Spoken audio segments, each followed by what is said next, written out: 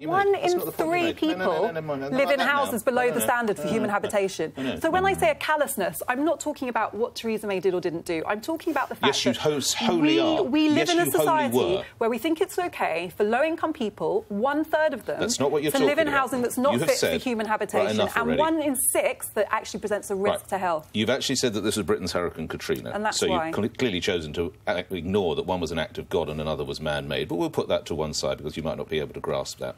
You also talked, and I'm quoting you directly, about a callousness placing interests of the rich over the poor from Mrs May. Should we just walk through what that woman has done? I agree, her first visit to the scene was poorly handled. Meeting solely with the fire services was wrong. She subsequently returned, quite rightly, and met with some of the victims. She then went to the hospital and met with some of the survivors. Over the weekend, she had more of the victims and some of the victims' families, I'm sorry. When I say callousness, I'm not talking about the way Theresa May behaved. I'm talking about the general approach of government to looking after the interests She then prayed. This is a people. vicar's daughter.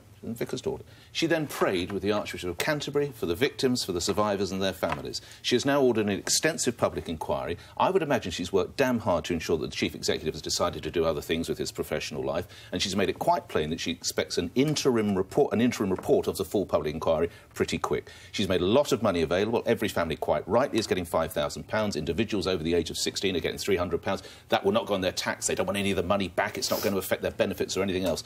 To suggest that there's callousness placing the interests of the rich over the poor, when she's not had a great innings at the start, but by God, she's played well since. I just explained that by saying that, I'm not just narrowly talking about the way Theresa May behaved. I think she made mistakes. I'm not necessarily saying she is a callous person. Her under the bus. No, I'm not. I'm not really interested in that. This is so much bigger than one politician or one Prime Minister or one party.